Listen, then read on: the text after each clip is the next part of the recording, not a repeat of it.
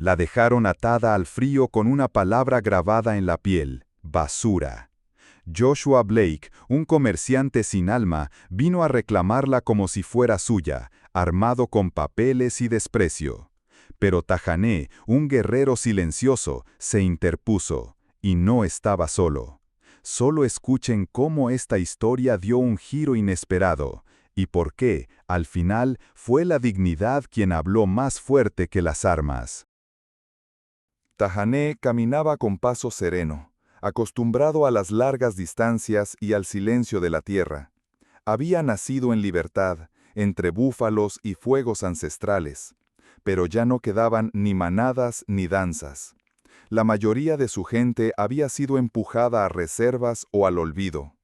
Él eligió otra cosa: vivir apartado, en las colinas, en su propio rincón de tierra sagrada, ajeno a las reglas impuestas y al ruido de los forasteros.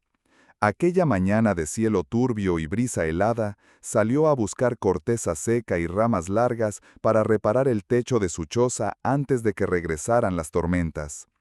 El viento tenía un olor extraño, como a hierro y humo viejo. Siguió caminando sin pensar demasiado hasta que lo vio. A la sombra de un árbol retorcido, a pocos pasos del antiguo sendero de caravanas, estaba ella. Una figura pequeña, encogida contra un poste rústico. Su piel, apenas cubierta por trapos desgarrados, estaba expuesta al viento cruel del amanecer. El cabello desordenado le cubría el rostro, pero no ocultaba el temblor leve de su cuerpo. Respiraba apenas. Tajané se acercó con el corazón acelerado. Cuando la vio de cerca, una corriente de ira silenciosa le recorrió la espalda. El cuello de la muchacha tenía marcas de cuerda. Sus muñecas estaban tensas, heridas. Y lo peor, alguien, con manos frías y alma vacía, había tallado en su piel una palabra que dolía más que cualquier herida: basura. Una palabra que no describía a quien la recibía, sino a quien la había escrito. Tajané no dijo nada, no alzó la voz, ni buscó testigos, no bajó la mirada, ni la apartó con vergüenza. En cambio, se quitó su manta de piel de bisonte, la envolvió con cuidado y la alzó en brazos como se levanta una promesa rota. El camino de regreso fue largo, pero él no sintió el peso, ni de su cuerpo, ni del mundo. Cuando llegaron a su choza, la acomodó en el rincón más cálido, cerca del fuego que aún ardía. Le limpió el rostro con agua de manantial, sin preguntar de dónde venía ni qué le habían hecho. No necesitaba saberlo. Sus ojos ya lo decían todo: dolor, agotamiento, y detrás de eso, una chispa tan tenue que apenas se notaba, la chispa de quien aún no se había rendido. Aquel día, Tajané creyó que simplemente había hecho lo correcto.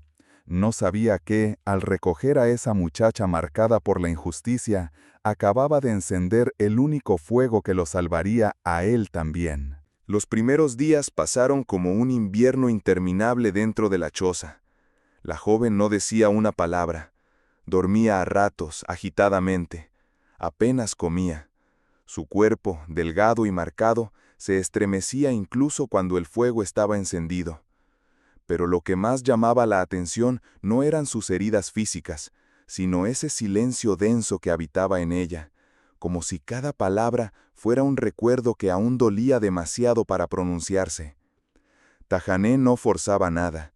Le dejaba infusiones tibias cerca del lecho, sopas suaves hechas con raíces y hierbas. Acomodaba con paciencia las pieles de bisonte para que no sintiera el suelo frío. Y cuando ella giraba el rostro hacia la pared, él salía a cortar leña o simplemente a mirar el horizonte. No sabía su nombre, ni de dónde venía, ni quién le había hecho daño. Pero sí sabía algo: si la presionaba, la perdería. Al tercer día, al amanecer, ella abrió los ojos y se quedó mirando largo rato la llama tenue que bailaba en el centro de la choza. Con los dedos aún temblorosos, levantó una taza de arcilla que él le había dejado. Bebió un sorbo y entonces habló, por primera vez, con un hilo de voz casi inaudible. Nahele, así me llamo. Tajané no respondió, Solo asintió, esperó. Ella respiró hondo y dejó la taza sobre sus piernas. Mi padre me cambió por 4 botellas. Mi prometido me entregó a un comerciante por una silla de montar. Me usaron, me intercambiaron, y cuando ya no servía, me dejaron, para que el frío hiciera lo que ellos no quisieron hacer. Las palabras cayeron al suelo como piedras. No había llanto, no había rabia, solo la llana resignación de alguien que había dejado de esperar compasión. Tajanés sintió que algo se movía en su pecho. No era sorpresa, era el eco amargo de algo que conocía demasiado bien. Él también había visto a su pueblo ser vendido, desplazado, reducido. Pero lo que ardía ahora era otra forma de traición, no política, no territorial, sino íntima, un alma joven rota por quienes debieron protegerla.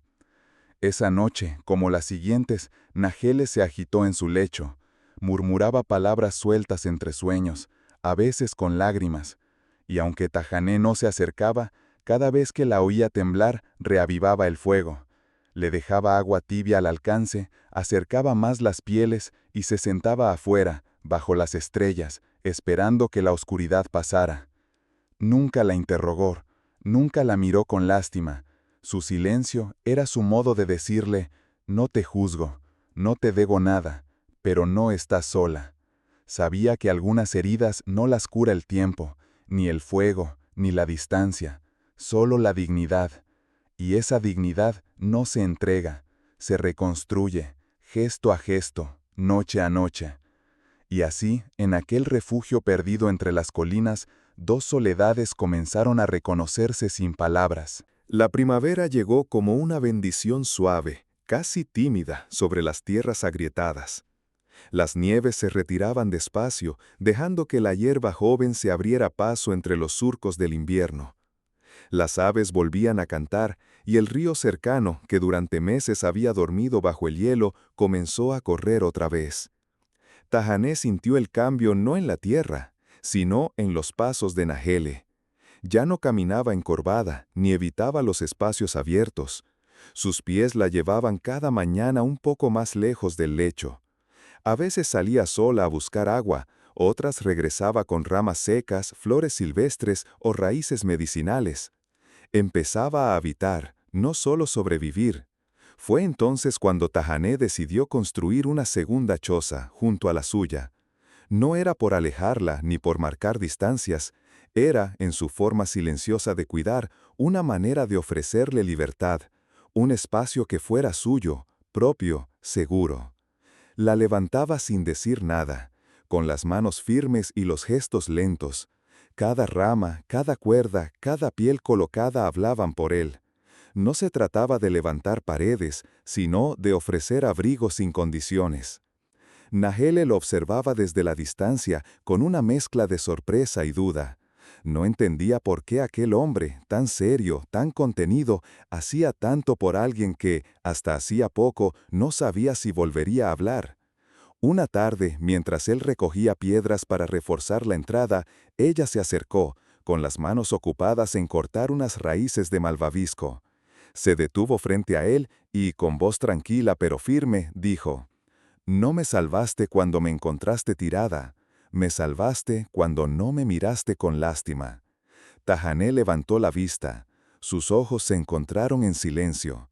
No hubo respuesta ni sonrisa, solo un leve asentimiento, como quien entiende algo profundo sin necesidad de explicaciones.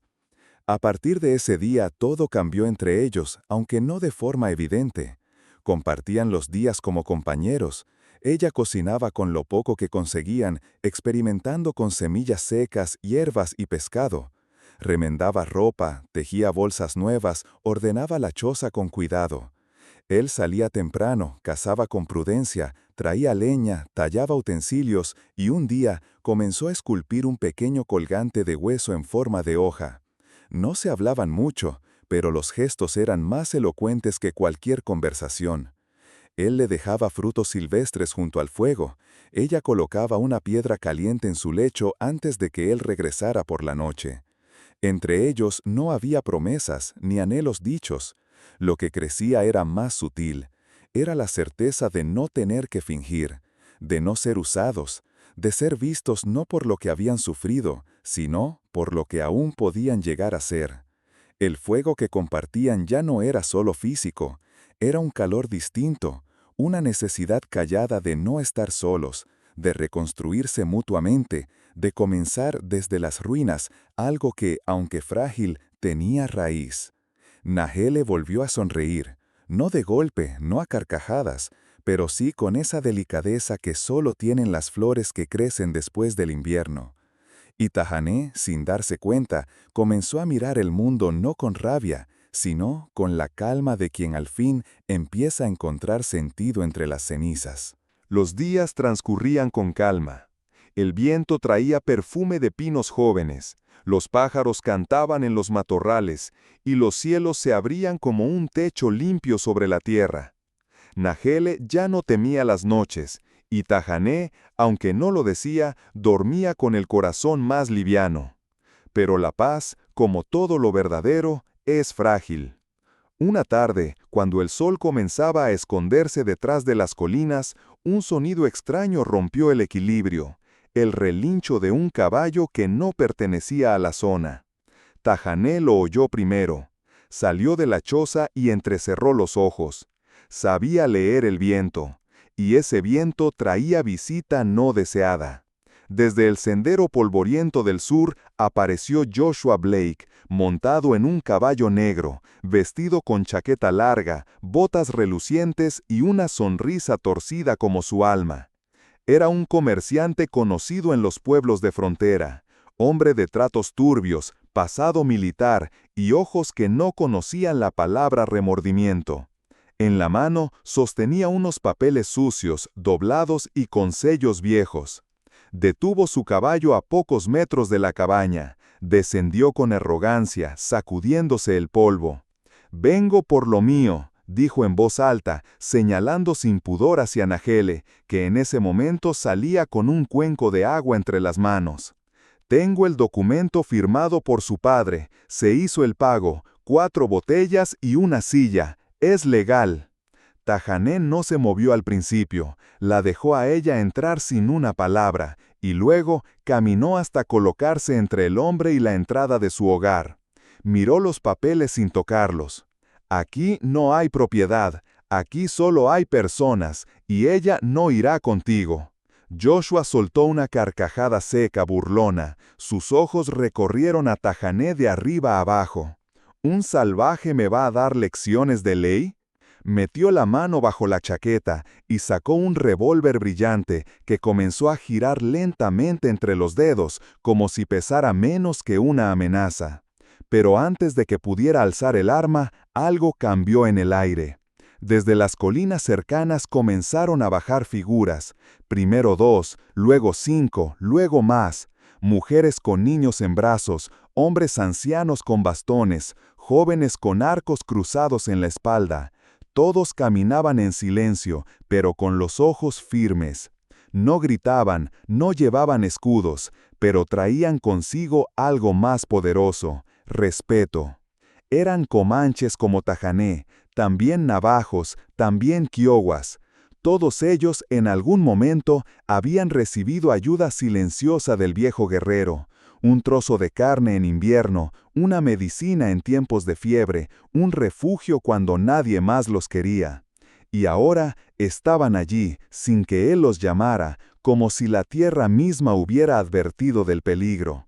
Joshua Blake miró a su alrededor, su sonrisa se congeló, el arma le pesó de pronto como piedra, dio un paso atrás, luego otro, y con una mezcla de rabia y desconfianza, guardó el revólver, escupió al suelo y murmuró: «Esto no se acaba aquí». Pero ya estaba acabando. Dio media vuelta, montó en su caballo y desapareció por donde había venido, tragado por el mismo polvo que había traído. Tahané se quedó inmóvil unos segundos, luego miró hacia la choza. Allí estaba Nahele, de pie, con las manos entrelazadas frente al pecho y los ojos llenos de algo que no era miedo, era orgullo. Esa noche, cuando el fuego crepitaba dentro y el cielo comenzaba a vestirse de estrellas, Nahele se sentó junto a él en silencio. No dijo nada, no hizo ningún gesto, simplemente extendió la mano y tomó la suya. Fue un gesto simple, casi frágil, pero en él había más fuerza que en todas las armas del mundo. Porque ese día, al enfrentar el pasado sin odio y defender la dignidad sin violencia, habían ganado algo que nadie podía quitarles: respeto y la certeza de que ya no estaban solos. El tiempo, como el río, seguía su curso sin pedir permiso. Las estaciones iban y venían sobre las colinas, y con ellas el recuerdo del dolor se iba volviendo brisa lejana. Los inviernos regresaron, sí, pero Nahele ya no les temía. Ahora, cuando los vientos helados golpeaban la cabaña, ella se sentaba cerca del fuego con las piernas cruzadas, envuelta en una manta tejida por sus propias manos. Su mirada era distinta. Ya no era vigilante ni huidiza, sino serena, como quien ha aprendido que el calor no solo se encuentra en las llamas, sino también en una voz que no hiere y en un silencio que no juzga. Por las noches, mientras el crepitar del fuego llenaba el espacio, Nahele hablaba del futuro, no del pasado. Ese capítulo, aunque nunca olvidado, ya no dictaba el rumbo. Hablaba de sembrar un huerto cerca del arroyo, de criar gallinas silvestres, de enseñar a alguien, quizás un niño, los cantos antiguos que su abuela le había enseñado antes de desaparecer. Tahané le escuchaba con esa atención lenta y plena que solo los sabios conocen. No interrumpía, no corregía, simplemente dejaba que sus palabras flotaran como ramas secas en el aire tibio de la choza. Y en su interior, aunque no lo admitiera en voz alta, algo florecía también. Una noche, mientras la nieve repiqueteaba suave contra las paredes de madera y el fuego lanzaba reflejos naranjas sobre los rostros cansados, Tahané rompió el silencio con una sola pregunta. Su voz era baja, como si temiera que la respuesta cambiara algo que no debía tocarse. ¿Por qué nunca te fuiste? Nahele no respondió enseguida. Cerró los ojos, respiró el aroma del té que se enfriaba sobre las piedras. Luego, con un gesto casi infantil, apoyó la cabeza en su hombro. Y ahí, sin dramatismo, sin ceremonia, susurró: «Porque tú no apagaste lo poco que quedaba de mí, lo soplaste y encendiste otra vez». Él no respondió.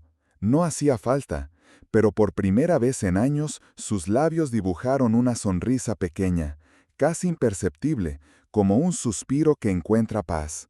Era una sonrisa antigua, rota por la historia, pero viva. Y entendió, sin necesidad de palabras, que no todos los milagros caen del cielo. Algunos se construyen con leña, paciencia y silencio. Algunos vienen disfrazados de mujeres que vuelven a cantar, de hombres que vuelven a creer, de dos almas que se encontraron cuando ya no esperaban ser vistas, y que, sin promesas ni juramentos, eligieron quedarse. Porque a veces el calor que verdaderamente salva no viene del sol, ni del fuego, ni de la sangre. Viene de un alma que, aún rota, decide seguir encendida, por alguien más.